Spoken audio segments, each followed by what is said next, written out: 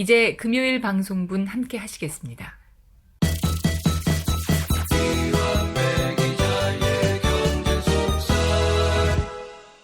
민중의 소리 이완배 기자 만나겠습니다. 이완배 기자님. 네, 안녕하십니까? 예. 최저임금 이야기 오늘 준비하셨다고 하는데 2018년 최저임금이 얼마죠? 7,530원입니다. 아, 월로 따지면 어떻습니까? 157만 3,770원. 아, 그렇군요. 157만 원. 근데 현대인이 157만 원으로 한 달 살 수 있습니까? 사실 어렵죠. 제가 이제 그 이야기도 맨 끝에 좀 드리려고 하는데요. 예, 예.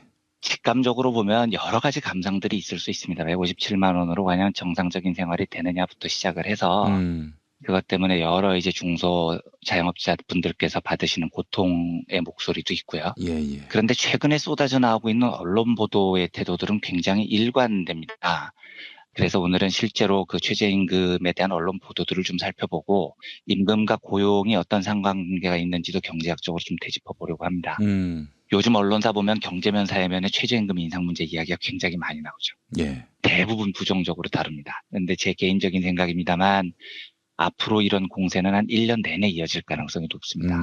왜냐하면 지금 언론이 최저임금에 대해서 막 반대하는 뜻을 펼치는 건 시간당 7,530원으로 결정된 요 수치에 대해서 왈가왈부하는 게 지금 아니기 때문입니다. 아. 예, 그러니까 문재인 정부가 2020년까지 최저임금을 10,000원으로 높이는 것을 목표로 하고 있죠, 시간당이요.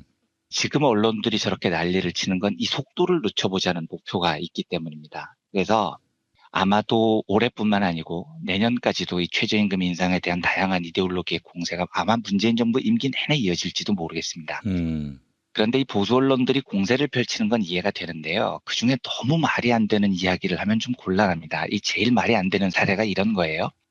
작년 11월부터 언론에서 이런 보도가 많이 나오던데 편의점 무인 점포 시스템이 확대되고 있다는 걸 언론이 집중적으로 조명을 하기 시작했습니다. 그런데 대부분 기사 제목들이 그래요. 최저임금 인상의 부메랑, 최저임금 인상의 역풍, 뭐 이런 식으로 제목을 붙였더라고요. 아주 족같은 제목이네요. 네. 예, 예. 그래서 이제 그 기사들을 보면 뭐 주요 편의점 유통업체들이 마치 최저임금 인상 폭이 너무 가팔라서 무인 점포를 막 늘리기 시작했다는 뉘앙스를 풍깁니다. 예. 근데 이건 정말 얼척없는 이야기죠. 기사를 보면 기사에서도 지들이 그렇게 얘기를 해요. 이 무인 점포 시스템은 이미 오래전부터 준비가 돼 있던 거라고요. 자기 입으로 그렇게 이야기를 하면서 이 몇 년 전부터 실제로 준비되고 있었거든요. 예. 실험 단계에 돌입한 지도 꽤 됩니다. 그런데도 이게 뭐 최저임금 인상의 역설, 부메랑 이런 식으로 막 연결을 시켜놓은 겁니다. 상식적으로요. 이게 이미 몇 년 전부터 준비되고 있었다는 건 편의점 무인 점포는 최저임금이 인상이 가파르게 안 됐어도 결국은 도입됐을 겁니다. 실험 결과에 따라서 달라지겠지만요. 이 두 가지가 도저히 연결이 안 되니까 기사 제목을 고작 이제 이따위로 쓰는 거죠.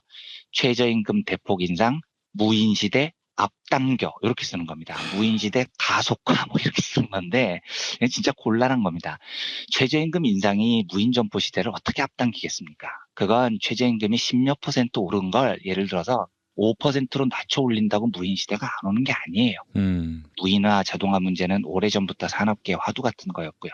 그냥 알파고가 이 제도를 이긴 지가 몇 년 전인데 무인화가 최저임금 인상 때문이라고 주장하면 코미디가 돼버리죠. 만약에 내년 최저임금을 5,000원으로 대폭 삭감한다 한들 이 무인화 속도가 늦춰지겠습니까? 그건 천만의 말씀인 겁니다. 두 번째로 말이 안 되는 사례가 어제 뉴시스 보도던데 기사 제목이 이렇습니다. 최저임금 7,530원, 편의점, 알바 주고 나면 답 안 나와, 장사 접을판 이렇게 제목이 돼 있어요. 예.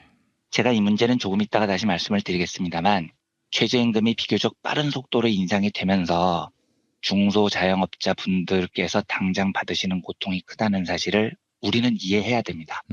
그걸 보고 야, 그 정도 월급도 못 줄 깜냥으로 무슨 사장을 하냐 때려쳐라 이렇게 비난해서 그런 말 못하죠. 예. 절대로 그렇게 해서는 안 됩니다. 우리나라 중소자영업자분들은 말이 개인 사업자지 사실상 우리 노동자들하고 처지가 전혀 다르지 않는 민중들입니다. 그러니까 장사하시는 분들 입장에서 월급 갑자기 더 나가는 게 부담스럽죠. 이걸 인정을 해야 됩니다. 그런데 편의점 같은 경우에요. 편의점주 분들이 어려움을 겪는 건 알겠는데 그런데 잘못된 점을 개선하고 활로를 찾는 가이드를 줘야 될 곳이 언론입니다. 그런데 제목을 알바 월급 주면 장사 처벌판. 이런 식으로 선동을 해서는 상당히 곤란한 거죠. 제가 이 기사를 어디서 봤냐면 정호희 문자당 대표님 페북에서 봤는데 예. 정호희 대표님께서 이 기사를 공유하시면서 코멘트를 이렇게 다셨어요. 음. 알바 임금이 프랜차이즈 가맹점료나 점포 임대료보다 많나? 제목을 이따위로 뽑고 지랄 들이신지 이렇게 적으셨더라고요. 예. 그러니까 실제로 편의점에서 버는 돈 중에 이제 재벌 유통기업들 프랜차이즈들에게 떼가는 수수료가 한 35% 정도 됩니다. 65대 35로 보통 배분을 한다고 해요. 그 다음에 한 15% 정도가 임대료로 나가고요. 그러니까 다시 말씀드리지만 제가 편의점주분들의 고통을 모르는 게 아니고 도대체 이 35씩 떼가는 수수료가 적정하냐는 걸 먼저 이야기를 해야 된다는 겁니다. 왜냐하면 2016년에 SBS 뉴스가 이런 분석을 한 기사가 있었는데요. 2007년부터 2014년까지 8년 동안 본사와 편의점 가맹점주의 매출 변화 추이를 분석을 한 겁니다. 그런데 본사들은 2.1배가 성장을 했어요. 그런데 이 8년 동안 가맹점의 평균 성장률은 0에 가까웠습니다. 뭐가 지금 굉장히 잘못된 거죠. 그러면 이렇게 이야기를 해야 됩니다. 2007년부터 2014년까지 최저임금은 얼마나 올랐냐? 시간당 3,480원에서 5,210원으로 올랐습니다. 한 60원 오른 거죠. 지금까지 제가 말씀드린 팩트를 놓고 이렇게 이야기를 하면 어떻겠습니까? 야, 8년 동안에 최저임금은 60%나 올랐는데 왜 가맹점의 평균 성장률은 0%냐? 이게 다 임금이 많이 올라서다. 이렇게 말하면 그렇게 떼놓고 말하면 말이 돼 보이는 겁니다. 야, 최저임금은 60%나 올랐는데 가맹점은 1%도 성장을 못했대. 역시 임금을 많이 올려주는 게 문제야. 라는 생각이 들죠. 그런데 팩트를 쭉 늘어놓고 보면요. 최저임금은 60%가 올랐고 가맹점 성장률은 0%인 반면에 본사 매출 성장률은 2.1배가 올랐습니다. 그러면 이걸 쭉 늘어뜨려 놓고 보면 주범은 최저임금이 아닌 거죠. 왜 본사가 이렇게 많이 가져갔느냐라고 먼저 말을 해야 됩니다. 이게 정상인 거예요. 예. 그래서 언론의 본령은 최저임금이 올라서 편의점 다 망한다 이런 기사를 지금 쓰는 게 아니고요. 지금이야말로 35대 65의 배분 구조, 유통재벌이 무려 35%나 수수료를 떼가는 구조가 올바른 거냐, 이걸 손볼 수는 없느냐, 이런 걸 가이드를 해줘야 되겠다라는 겁니다. 그런데 언론들은 이런 말을 한마디도 안 합니다. 광고를 받아도 유통재벌들한테 받기 때문입니다. 이래서 최저임금에 관한 언론 보도는 심각하게 기울어진 운동장에서 전개가 됩니다. 세 번째요. 최저임금이 오르면 결국 고용이 줄어서 일자리가 줄어들 것이다 라는 주장이 요즘 언론에 많이 등장을 합니다. 이거 뭐 경제학자들도 이런 주장들을 많이 해요. 예. 어제 한국일보 보도 제목도 굉장히 선정적이던데 알바생 최저임금 주시나요? 물었더니 업주들 전화 뚝 이게 제목이에요.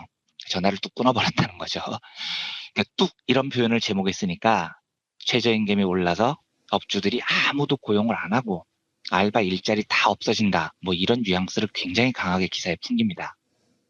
그런데 이건 조금 유식한 경제학 용어로 말하면 트레이드 오프 관계라고 합니다. 트레이드 오프 관계라는 건 하나를 취하면 나머지 하나는 버려야 되는 상황 이런 뜻이에요. 그러니까 예를 들면 맛있는 음식과 다이어트는 트레이드 오프 관계입니다.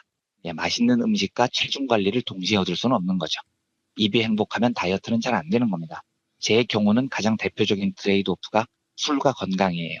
제가 술을 좋아해서 술을 먹고 건강해질 수는 없는 겁니다. 건강하려면 술을 포기해야 되고 술을 마시고 싶다면 건강을 포기해야 되는 거죠. 아니 근데 왜 술이 건강에 저해 요인이 될까요? 이 알코올이 뱃속에 있는 그런 세균들을 다 죽이는 그런 소독 기능이 있지 않습니까? 좋은 격려 감사합니다. 저 오늘부터 그렇게 믿고 살겠습니다.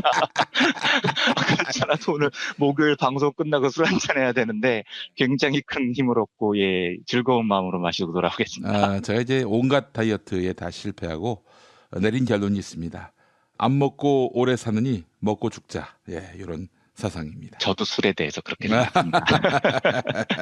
안 먹기엔 너무 맛있어요, 술이. 사실은 네. 안 먹어서 스트레스 받아가지고 골머리 앓다 죽느니 많이 먹다가 그냥 뭐 어느 날 갑자기 훅 가는 게 운명처럼 받아들이겠습니다. 그렇죠. 네. 이 사람이 그렇게 네. 살아야지. 네. 근데 이제 경제에서는 이 대표적인 트레이드 오프 관계를 임금과 고용률로 봅니다. 그리고 이건 사실이기도 해요. 그러니까 임금을 높이면 고용이 아무래도 줄어들어요. 이거 두 네. 개를 동시에 가질 수는 없습니다. 이걸 부인하자는 게 아니에요.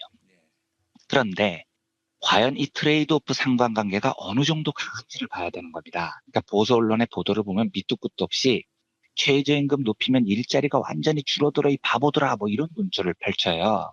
그런데 제가 하고 싶은 답은 뭐냐면 야 그걸 누가 모르냐 이 병따가 어느 정도 주는지를 보고 총체적으로 판단을 해야 된다는 거 아니야 라는 게 제 답입니다. 그러면 이제 실제 연구를 확인을 해봐야 됩니다.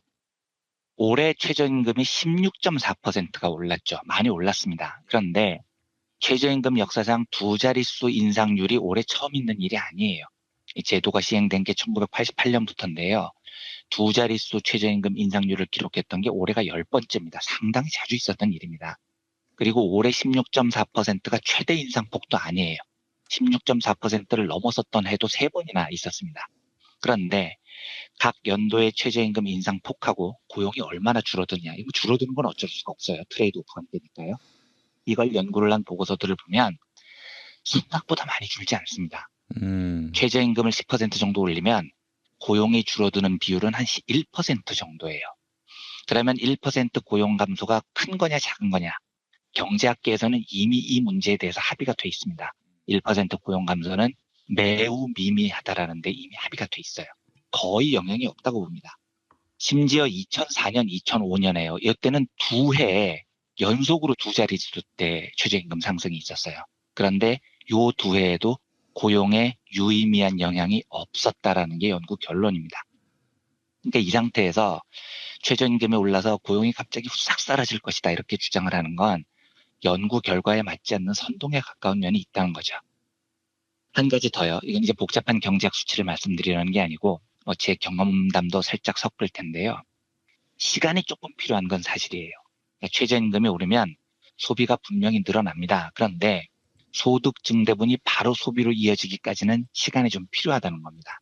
그런데 이 소비가 분명히 늘어날 것이라는 상식을 우리가 굳게 믿어야 됩니다. 이 상식을 못 믿으니까 최저임금 인상에 대한 여러 불안한 생각들이 떠오릅니다. 저희 그 민중의 소리가 최저임금을 적용받는 사업장입니다. 그런데 저희가 작년 말에 새 기자들을 뽑았는데 여담입니다만 모집 과정이 다 끝난 걸로 압니다만 그 모집 과정 공고를 보면 Q&A가 있는데 질문란에 이런 질문이 있어요. 월급이 20만 원이라는데 사실인가요? 뭐 이런 질문이 있더라고요. 근데 그 답이 설마요 최저임금법은 준수합니다. 이렇게 답을 적어놨더라고요. 이렇게 이제 저희는 최저임금을 주는데 매년 초가 되면 최저임금 인상분에 따라서 월급이 오르죠. 그러면 제가 이제 민소 구성원들하고 이야기를 해봅니다. 야, 최저임금이 인상돼서 월급 좀 오르면 그 돈을 어디다 쓰냐 이렇게 물어보면 다들 피지붙죠. 뭘 어디다 써요? 생활비로 다 쓰죠. 저축 한 푼도 못 하고 다 소비시장으로 나오는 겁니다. 이게 무슨 말이냐면 130만 원 받던 사람이 150만 원으로 월급이 오르면 그 20만 원이 소비시장으로 안 나오겠냐고요. 무조건 나오게 돼 있습니다. 그렇다면 만약에 최저임금이 16% 오르고요. 그 16%의 인상분이 거의 고스란히 소비시장으로 나온다고 전제하면 트레이드오프 관계를 통해서 1% 정도 고용이 감소한다는 점을 감안해도 한국의 내수시장은 분명히 커집니다. 여기에 대한 확신이 있어야 된다는 겁니다. 제가 이 이야기를 왜 드리냐면요. 2015년에 최경환이 경제부총리를 할 때 참 안 믿어지시죠? 이 사람이 이런 이야기를 했다는 게. 최경환이 전경련, 대한상의 뭐 이런 애들을 불러놓고 야 노동자 임금 좀 올려라 니네들 이렇게 부탁을 한 적이 있어요. 그때 이제 초이노믹스 초창기라서 최경환도 국민소득이 높아져야 내수시장이 산다 뭐 이런 이야기를 잠깐 했을 때가 있었거든요. 아, 그게 상식이니까 그 얘기 안 할 수 없죠, 사실은. 네, 이건 너무 당연한 상식이죠. 실제로 그겁니다. 최경환도 경제학 박사인데 그걸 모를 수는 없는 거죠. 지금 이런 저임금 구조로는 내수시장 박살나고 자영업자들도 다 거기에 얽혀서 몰락된다는 사실을 최경환이 나쁜 놈이지 빠가는 아닌 거니까요. 네. 네. 그래서 이제 최경환이 뭐 전경련 대한상이 모아놓고 임금 좀 높여달라 이렇게 그 대기업 총수들 앞에서 부탁을 했는데 이때 허창수 전경련 회장이 뭐라고 답을 하냐면요. 우리나라는 내수시장이 좁아서 월급을 올려도 내수시장이 안 큽니다. 이렇게 답을 합니다. 이게 굉장히 중요합니다. 이 얼핏 들어도 논리가 너무 이상한 거죠. 예. 내수시장이 너무 좁으니까 그걸 키워야 우리 자영업자들이 살기 때문에 월급을 올려달라라고 지금 요청을 하고 있는 거예요. 그런데 재벌들은 어떻게 대답을 하냐면 내수시장이 너무 작으니까 키울 필요가 없어 이렇게 결론을 지어버리는 겁니다. 아, 그러니까 지금 이 말은 최저임금 올리는 게 당장 자영업자분들께 굉장히 힘이 듭니다. 힘드니까 최저임금을 올리면 안 된다라고 주장하는 재벌들과 같은 주장을 하게 돼요. 그런데 제가 장담합니다. 만약에 그 주장에서 재벌들과 궤를 같이 하면 한국 자영업은 지옥문을 여는 겁니다. 음, 조금 전에 말씀드렸듯이 허창수 전 경남회장이 자기 입으로 그렇게 얘기를 해요. 재벌들은요, 내수시장을 키우는 일에 아예 관심이 없습니다. 작으니까 키우자 이렇게 이야기하는데 작으니까 키울 필요가 없다 이렇게 단언을 하는 자들이에요. 그래서 당장 최저임금 오르는 게 조금 고통스럽다는 이유로 임금 인상은 안 돼라는 재벌들과 뜻을 같이 하면 결국 재벌들이 원하는 건 내수시장 다 죽이고 저임금으로 노동자들 고열을 빨아서 수출 분야에서 비벼 먹겠다는 건데 그 틀 안에 다 갇히게 됩니다. 그러면 식당, 편의점, 당구장 계속 지금 같은 불황을 벗어나지 못합니다. 재벌들은 수출로 비벼서 금고에 600조를 쌓아놓고 있는데요. 지금 한국의 내수시장은 돈이 안 돌아서 자영업이 끊임없이 몰락을 지금 하고 있는 겁니다. 마지막으로 한 가지만 더 말씀을 드리겠습니다. 이건 우리가 임금을 바라보는 근본적 시각에 대한 문제인데요. 제가 한번 이야기를 드린 기억이 있습니다만 한 번 더 말씀을 드리겠습니다. 우리가 살고 있는 자본주의 사회에서는 지금 노동력을 하나의 상품처럼 시장에서 사고 팔고 있죠. 내가 너 시간당 1만 원 줄게. 네 노동력을 나한테 팔아. 이런 거래가 고용시장에서 이루어집니다. 사람의 노동력이 상품처럼 시장에서 사고 팔린다는 건 자본주의에서 굉장히 중요한 현상이거든요. 그리고 그 노동력의 가격이, 그 상품의 가격이 바로 임금이라는 거죠. 그러면 시장에서 거래되는 노동력이라는 상품의 특성을 우리가 알아야 됩니다. 우리가 핸드폰을 한 대 사도요. 핸드폰 한 대 가격이 100만 원이라고 가정해보면요. 이게 이제 제조 원가가 한 25만 원 정도 한다고 가정을 해보겠습니다. 그런데 수요와 공급의 원칙에 의해서 어떤 일이 벌어져서 핸드폰 가격이 100만 원에서 10만 원으로 급락했습니다. 제조 원가는 25만 원이에요. 팔 때는 10만 원에 팔아야 됩니다. 이러면 어떤 일이 벌어질까요? 그러면 그 핸드폰 제조회사가 망하는 겁니다. 그렇죠? 예, 25만 원 제조 원가인데 10만 원에 팔아야 되면 그 사업자는 망하거나 아니면은 뭐 사업을 접고 이제 퇴출이 돼야 되는 거죠. 무슨 말이냐면 자본주의 사회에서 시장에서 거래되는 상품은요. 어떤 상품도 원칙적으로 원가 이하로 팔려서는 안 된다는 겁니다. 막 안 된다기보다 원가 이하로 팔면 그 사업자는 망한다는 거예요. 이 사실을 우리는 너무나 잘 알고 있습니다. 상식이죠. 그런데 상품 시장에서 누구나 인정하는 이 간단한 사실, 원가 이하로 팔면 망한다는 이 지당한 명제가 왜 노동력이라는 상품을 다룰 때는 전혀 적용이 안 되냐는 겁니다. 인간의 노동력도 하나의 상품이라면서요. 그러면 이 상품도요, 원가 이하로 팔려서는 안 됩니다. 만약에 시장 상황에 의해서 원가 이하로 노동력을 파는 상황이 오면요, 핸드폰 사업자가 망하거나 부도가 나는 것처럼 노동력을 파는 노동자도 망하거나 부도가 납니다. 더 이상 노동력을 팔 수 없는 지경에 이르는 거죠. 그러면 노동자가 노동력을 팔 때 들여야 되는 노동력의 원가라는 게 뭐겠습니까? 노동자가 최소한 건강하게 살아있을 만큼의 돈입니다. 노동자가 건강하게 살아있어야 내일 또 노동력을 팔 거 아닙니까? 건강하게 살아있을 만큼의 돈은 노동자가 노동력을 시장에 팔기 위한 최소한의 원가라는 겁니다. 그래서 원가, 노동자의 임금은 생계비여야 된다는 결론이 나옵니다. 적어도 우리가 노동자들에게 야 노동력을 시장에서 팔아라라고 이야기를 하려면요. 노동자는 살아있어야 돼요. 세 끼를 건강하게 먹을 수 있어야 되고요.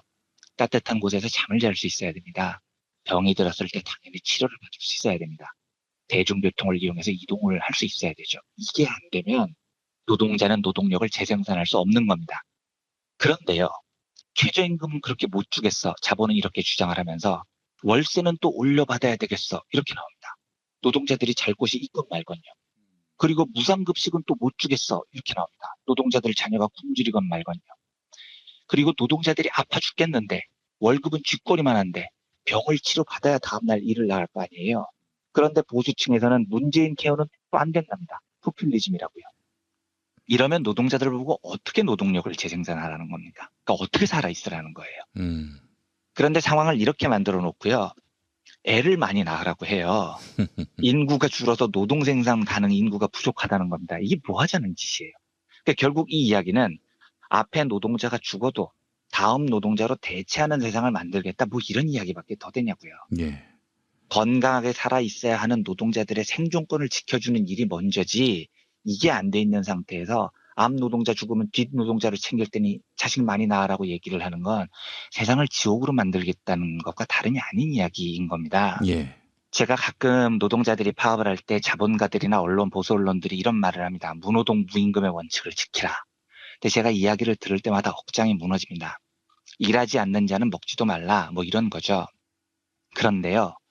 우리 인간이라는 존재는 일하지 않으면 먹지도 말라라는 말을 해서는 안 되는 것이 먹지 않으면 일을 할 수가 없는 겁니다. 이게 인간이라는 상품의 핵심이에요. 야, 그게 뭐가 문제야? 누가 굶어 죽어도 다른 사람으로 대체하면 되지 라는 처참한 생각에 우리가 절대 동의하지 않는다면 적어도 노동자들의 최저임금은 노동자들이 건강하게 살아갈 수 있는 수준이 돼야 된다는데 원론적으로 동의를 해야 한다는 뜻이기도 합니다. 다시 말씀드리지만 자영업자분들이 당장 겪는 수많은 문제들을 모르지 않습니다. 그러니까 조금 더 그 최저임금의 급격한 인상으로 고통받는 영세사업자분들을 위해서 조금 더 디테일한 면에서 여러 가지가 보강이 돼야 할 것이 있어 보이기도 해요. 정부 지원의 폭도 조금 더 폭넓게 진행됐으면 하는 면이 있습니다. 그런데 궁극적으로 우리가 가야 할 길은 보수 언론이 개거품을 물고 물어뜯는 그 최저임금이 인간이 최소한 건강하게 살 수 있는 수준까지 올라야 한다는 원칙의 길이라는 데에는 변함이 없다는 겁니다. 올 한 해 아니면 어쩌면 2, 3년 내내 벌어질 최저임금 인상했다는 여러 언론 보도들에 대해서 우리가 조금 냉철한 시각을 가지고 이 문제를 봤으면 하는 소망이 있어서요. 오늘은 최저임금에 대한 언론 보도의 여러 논란들을 정리를 해봤습니다. 내수 시장은 이제 제한돼 있으니까 여기다가 뭐 투자라든지 고용을 한다든지 이러지 말아야 한다라고 주장하는 사람들은 이 나라를 떠나야 되는 거 아닙니까? 그러니까요. 그렇게 될 거면 왜 한국 국적을 가지고 여기에 있냐고요. 예.